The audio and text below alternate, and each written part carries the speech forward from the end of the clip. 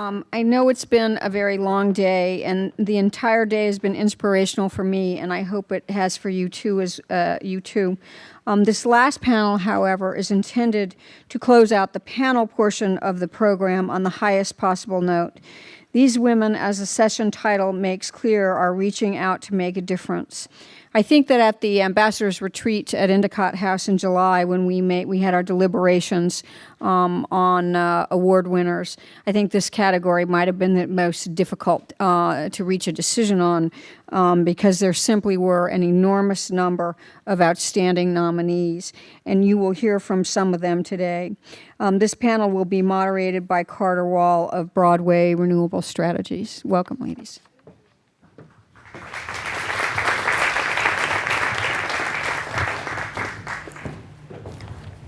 So while everybody's getting settled, I just wanted to note a historical first in 20 years of coming to energy conferences.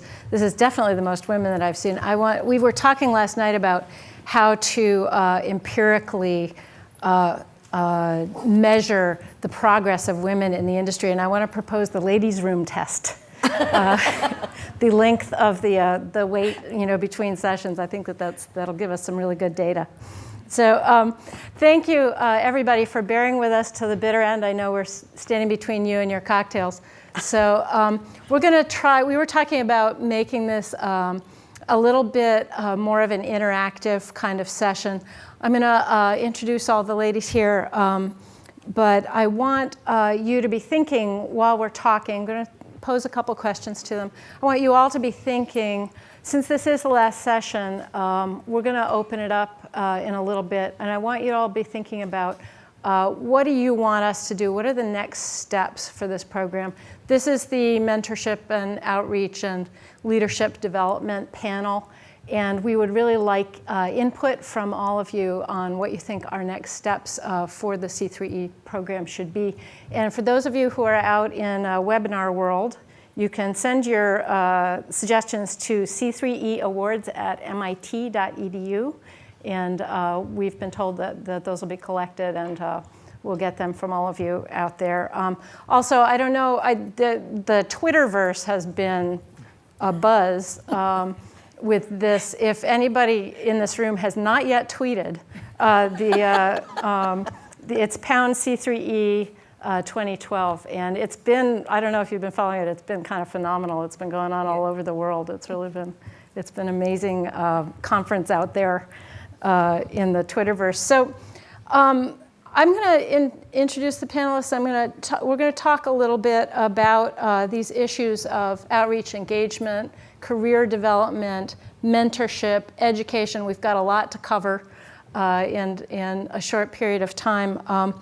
But I wanted to point out to you the bios of these amazing women that are sitting here are in your book. It's a real privilege to be up here with all of you. It's been a wonderful process of getting to know you and talking to you about these issues. I know you all care passionately about them. One of the things we were talking about last night was how career development and engagement with the clean energy industry is not a thing you do when you're in college and then that's it. This is a lifelong process that we all go through. The clean energy industry is reinventing itself every couple of months, and we all reinvent ourselves every couple of months. So you don't need to figure it out right away. You can, I think that we were all talking last night about how we've all been reinventing ourselves throughout our careers. So I think that was a real theme for this session. So let me just start out with talking about this question of engaging young women in careers in clean energy, and also engaging employers with employing young women. That initial contact, we'll talk a little bit later about mentorship and career development, but that first impact, that first time when you say, hey, you should go into the energy business, it's a good business. How does that work? What are the strategies for engaging employers and young women, that initial contact that sort of worked for you? What are those effective ways of doing it? Do you want to go first, Amanda? Sure. Well, first I want to say it's fabulous being at MIT and being in such a wonderful facility. And on Monday I'm going back to New Mexico, which has got the highest poverty rate in the country. We've got 37% of the people on the Navajo reservation are living without electricity. So we have a lot of the issues that when we were talking about developing world, you don't really think of, but they are prevalent throughout the United States, particularly in my state. So one of the big challenges that we have is even getting young women to complete high school, let alone go on from there into a career. So I work at the Santa Fe Community College. We do a lot of workforce development, and we reach out to middle school students, high school students, to try and bring them in and show them opportunities. One thing I'll tell a little story about is we've had a grant the last year for workforce development to reach out to people in the community and engage them in green building and energy efficiency training. This is typically not a field that you see many women in, especially in construction. My assistant director on the grant was she was a great young woman. And then I was the director, and the two of us did all the outreach. We traveled around the state. We talked with women, we talked with men, we held job fairs, we went to high schools. And I was talking with her a couple of days ago about this.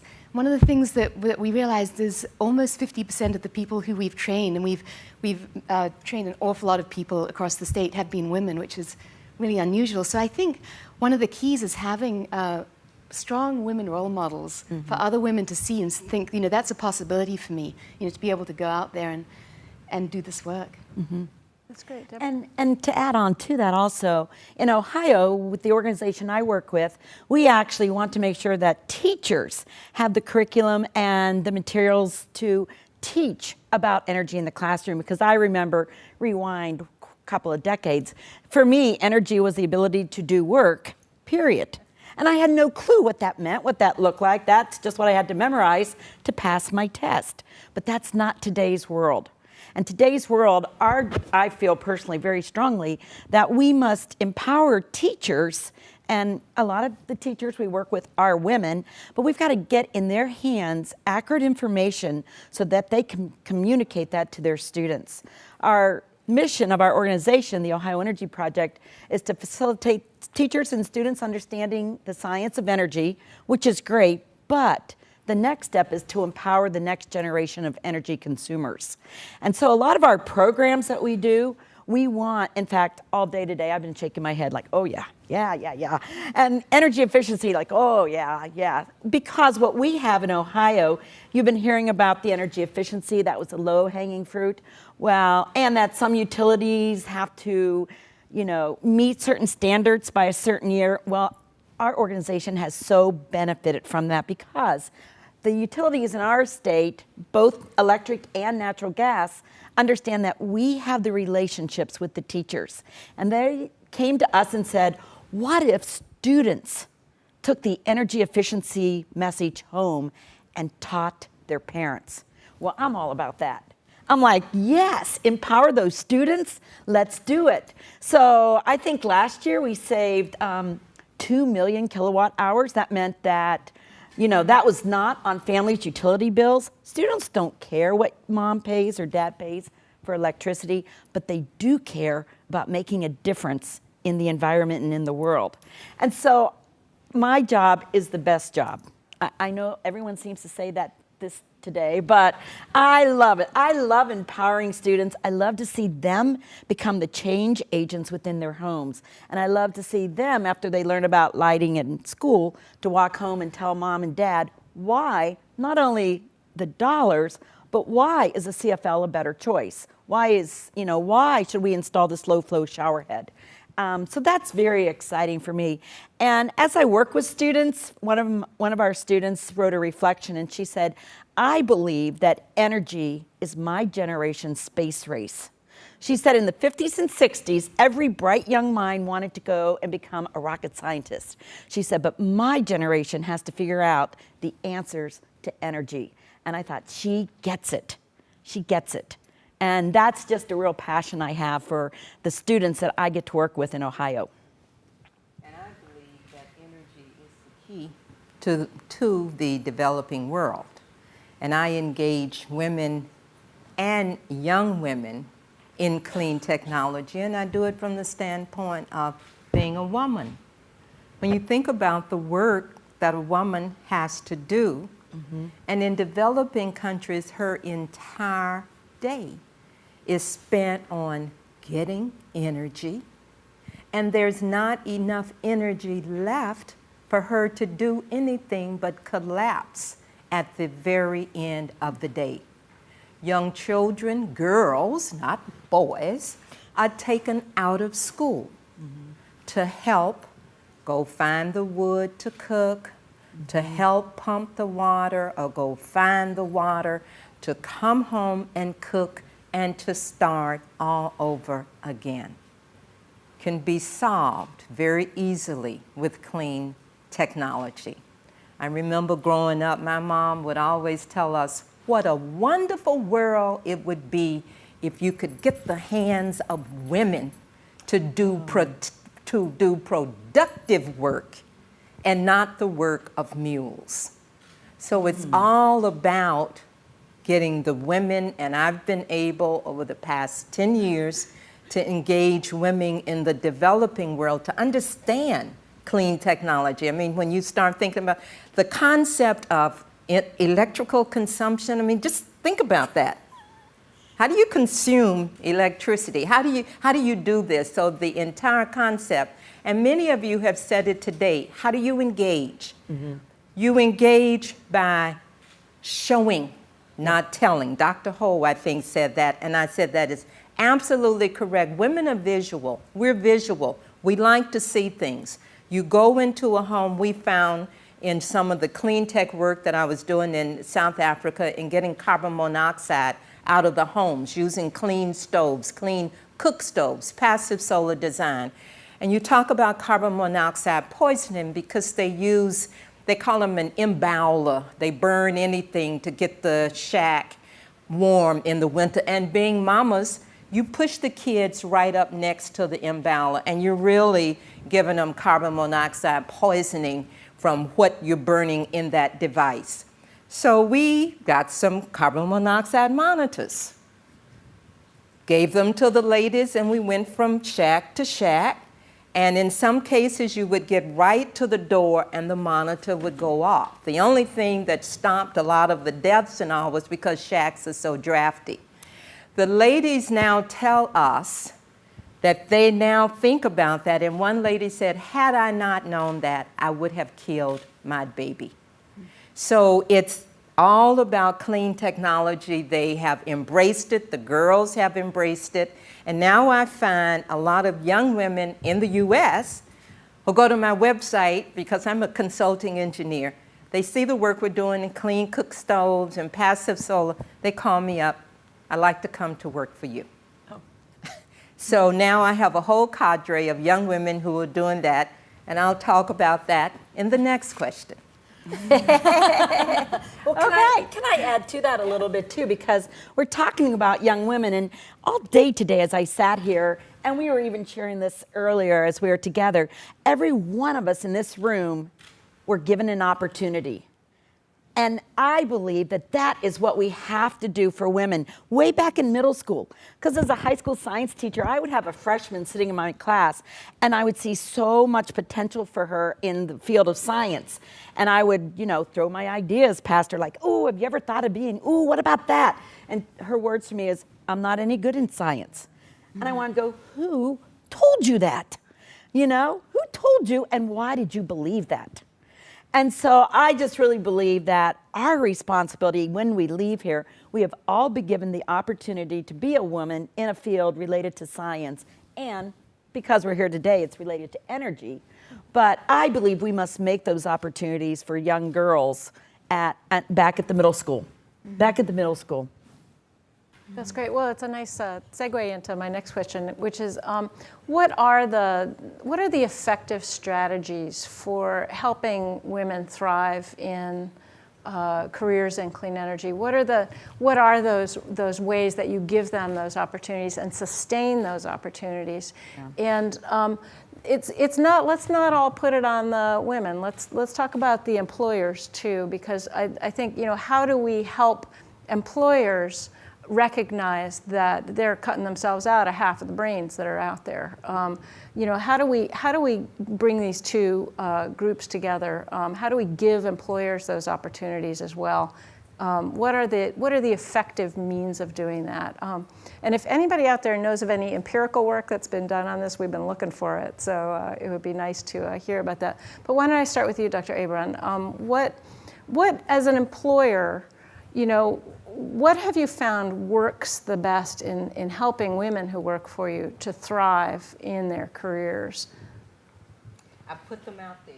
I put them out there and I make them start working. They come in and I give them assignments. With some of the women, when I was in school, that was a very long time ago.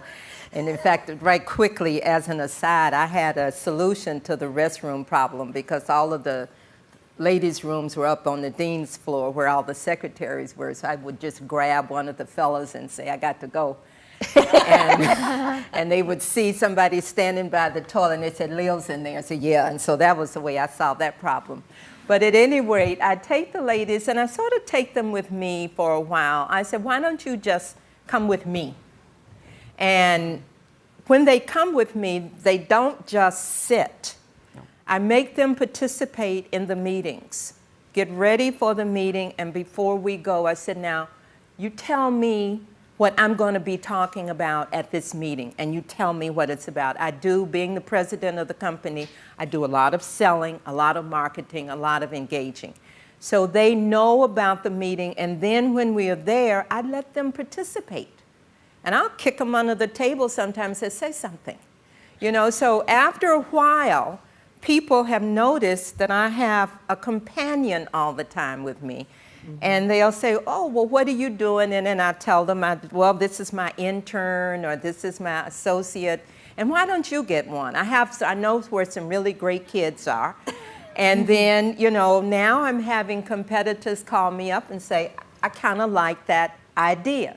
But what I do is I engage people in the way that I think that I should be engaged. I do a lot of work with STEM, of course, and I'm always trying to get people to hire women or to engage women.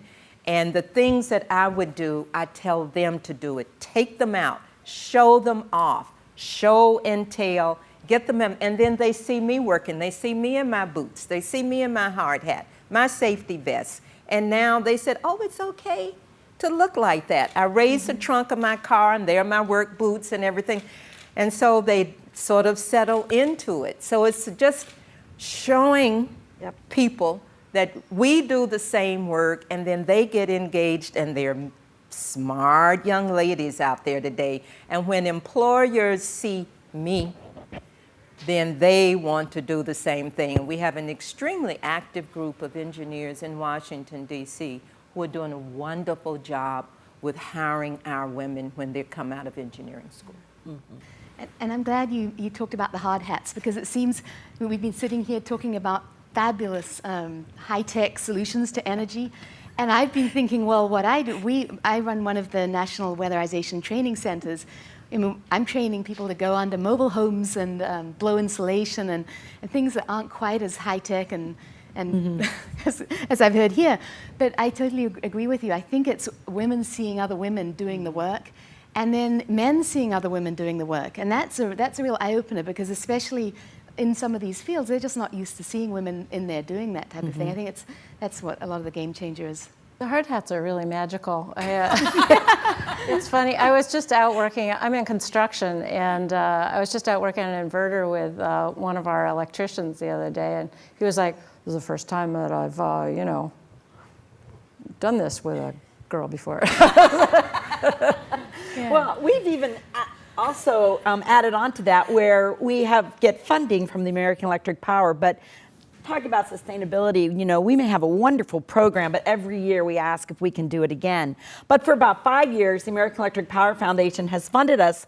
They are in 11 states, and they say, we want you to go into these other states. So 2 years ago, we were actually down in Arkansas, And so we go down there, we get a team, 5 school districts bring teams of middle school girls, and we build an energy bike. That's just an innovative tool, which it's a bicycle with a generator and of course a board with condensate and fluorescent and LED lights. But what the girls have to do when they get there, without them knowing why they're coming really, they have to read a schematic, get a crimper, crimp wire, strip wire, make the circuits. What is a circuit? You know, why this is 12 volts. And by the end of 3 days, they had, number one, few of them ever had held a crimper in their hands, let alone think that they were going to understand this electric schematic in front of them.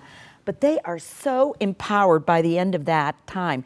And while we were in these different states for 3 days during the summer, we asked local businesses to come and send their women that are in the field of science. So it's so interesting because this morning, Susan Tomasky, she's in Columbus, Ohio, and you know, she was one of the women that came. But what I found so fascinating was when we were in Arkansas, Walmart came. And Walmart, one, sent a lady in as a food scientist. That wasn't really related to energy, but she told the girls that they were going to be her taste testing panel. And they got to taste and evaluate 2 different types of animal crackers. And then she just talked about all the exciting things she has done as a food scientist for Walmart. Then they sent also 2 other young girls, and these young girls talked about the logistics. Well, at Walmart, if we have to get our materials from the coast of China over to the United States, how are we going to do that most efficiently, saving energy? But then we've got to get them to our distribution plant and into our stores and onto the shelf. And these girls just shared with these, you know, 13-year-old girls their career, and even more than that, their passion of why they loved what they do. And I think that's our challenge, to share our passion with young girls. Mm-hmm. That's great. So I want to ask just one last question before we kind of open it up to people. And I know that we've all experienced barriers in our careers. I think being, you know, a chemical engineering PhD at the age of 24 is just an amazing accomplishment.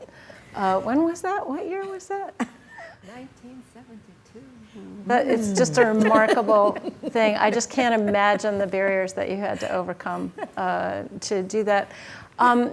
Is there any way that we could help remove some of those barriers? Any specific strategies for identifying those barriers? I know that you know, I encountered some, and I also had wonderful mentors, and you know, they fortunately counteracted the barriers. But any strategies for helping women at all stages in their career overcome these barriers? Any thoughts on that? I'm kind of throwing that one at you guys. Sorry.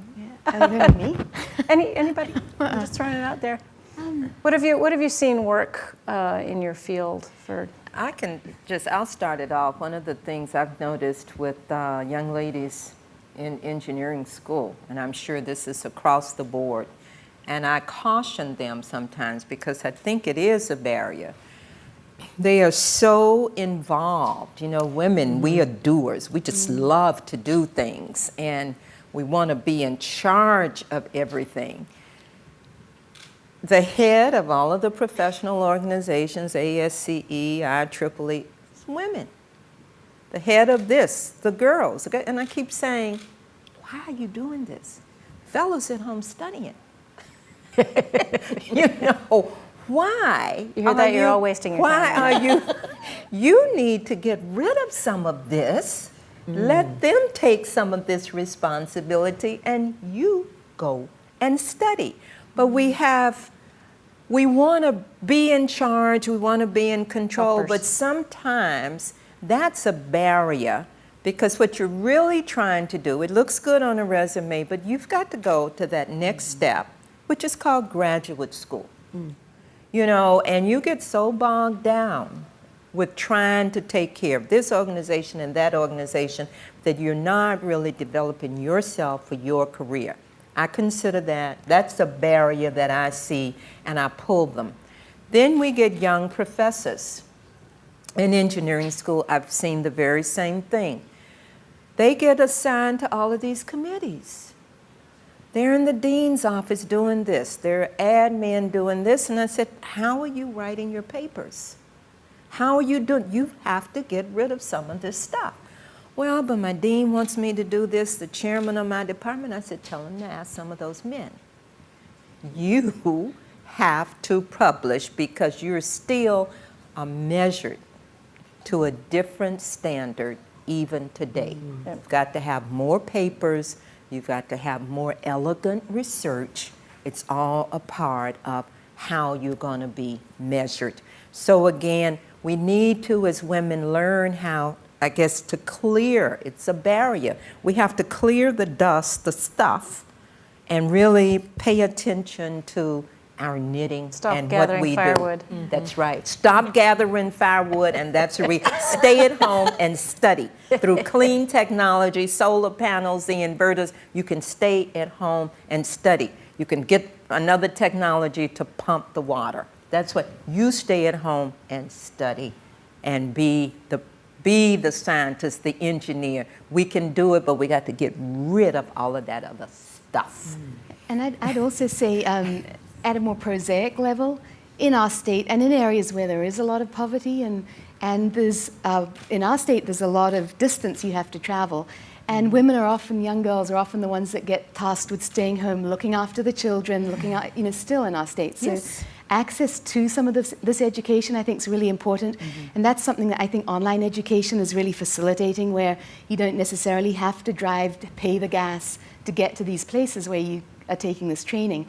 Although I'd also say a lot of the online training, especially in the energy field that I've seen, seems pretty geared towards males and gaming, and the type of gaming that males like to engage in, maybe, compared to women. So I think that's all something that's really interesting to start looking at.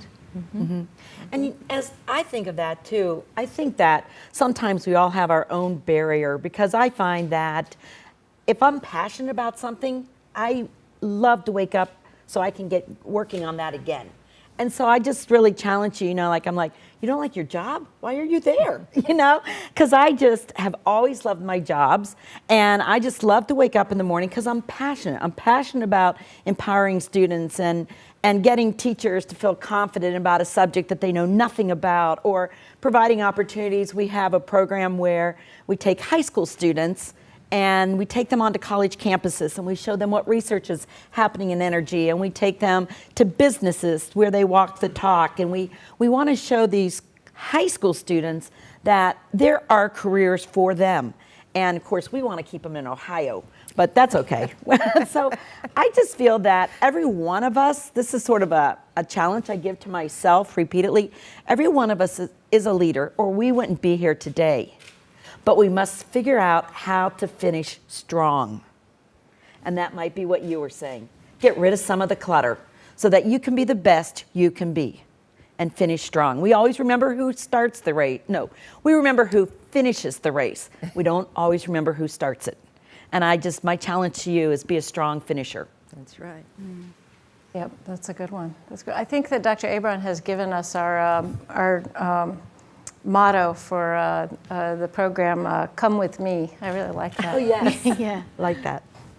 Just a couple of weeks ago, on one of the energy efficiency projects we're doing in Washington, D.C., I go out and engage some of the larger energy users on trying to get their accounts and then help them with their energy efficiency measures.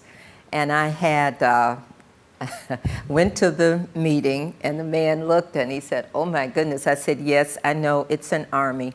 I had 7. I just went around, come with me, come on, let's go. And we all went, and he found another conference room.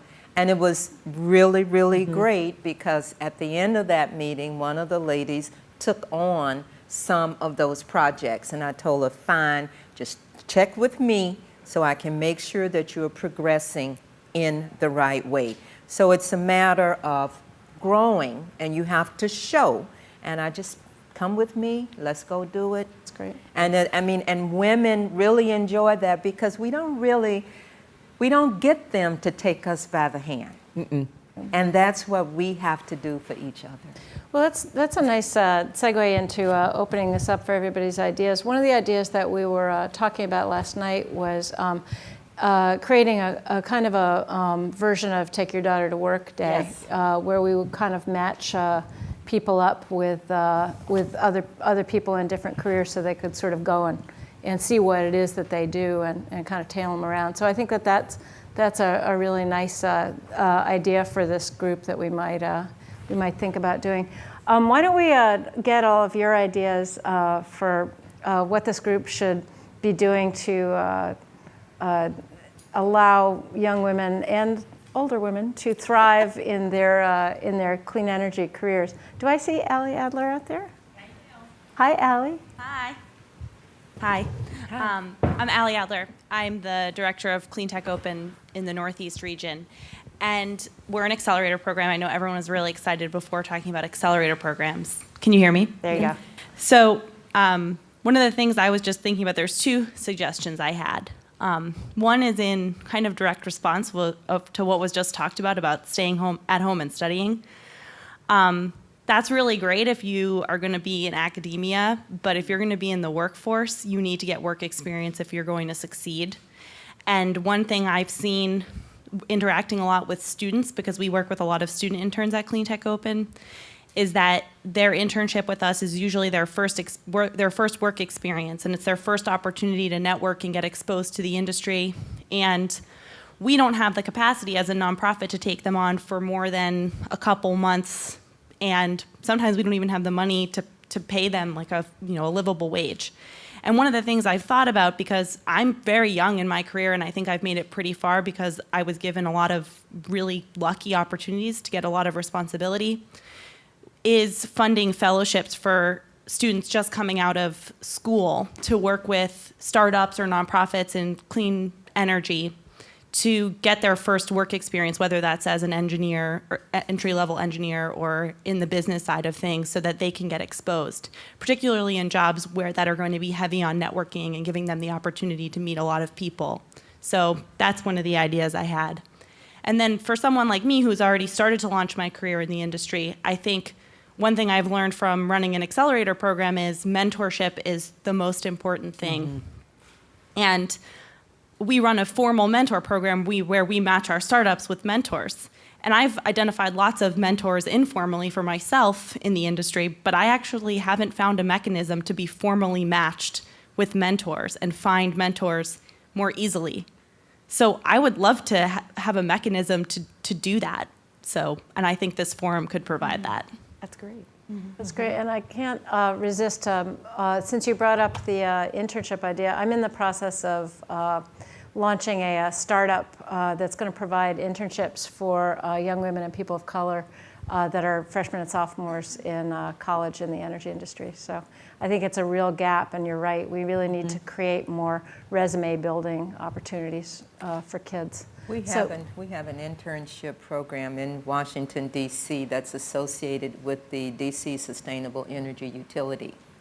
And we put so many interns out in various offices, solar installations, my office, other offices, for 6 months to a year, and pay a living wage, minimum living wage, which in Washington, D.C. is $12.50 an hour. And that's a very successful program, and you might want to look at that.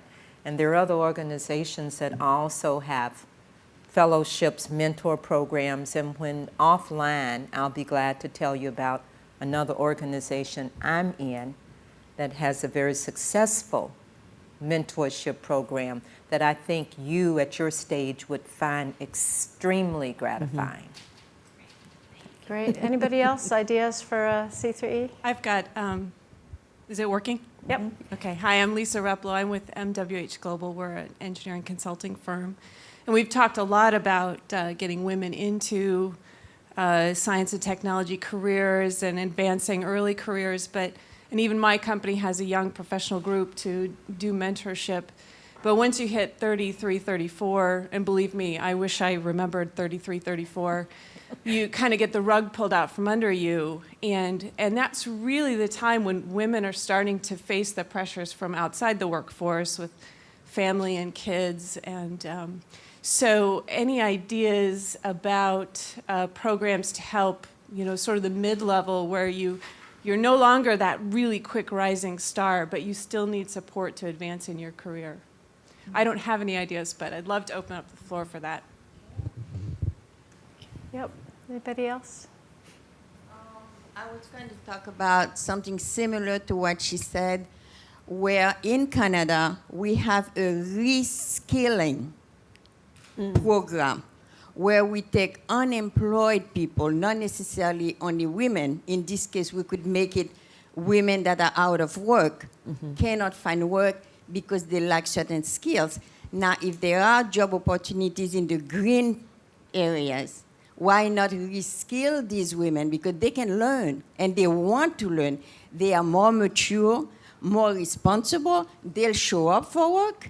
So we can prepare them for the interviews, prepare them on how to talk, how to whatever, and then give them certain skill in the green areas so they can succeed. And I've been seriously thinking about creating such a program here in the U.S. Great. Hi, my name is Kristen Nicole. I'm with the Electric Power Research Institute, and I'm based in D.C. I have a couple of points. We're a nonprofit. We do R&D for the utilities. I work in solar. So utilities are investing in solar and renewables and are doing R&D. We had our advisory meetings last week, and our head of R&D mentioned to the solar group that he was in the distribution group, and he called them a bunch of salty dogs because they weren't, and this was in a funny way, it was just, these guys, they're not used to change, they're not used to solar, we really need to have the groups working together. It's not really a gender dynamic, but it's a changing dynamic in the power systems industry. When I came to EPRI, I was shocked. We have, I don't know how many folks in the room know Liz Philpott, but she works for Southern Company and is managing their renewable energy efforts down there. And there's so few women, it seems, in the power systems industry who have been in utilities for many years, really leading these efforts. And for next year, I'd love to see more folks from the utilities at this meeting. I think, there was a woman from NRG and folks who are kind of in energy, but on the periphery of these industries, and so I would definitely suggest more, folks from AEP and National Grid and PEPCO. We will call on you for your Rolodex. Yeah, yes, I'm happy to offer up plenty of names. That's great. And then the second thing that I would like to say is we have a technical women's group within EPRI, and for me, my background wasn't in engineering, but I kind of opportunistically got into the role that I'm in. And what I think, one of the suggestions that I had with our TWN was, instead of bring your daughters to work day, bring your moms to work day. We have, my mom always tells me when she was a kid, she never had access to organized sports for women.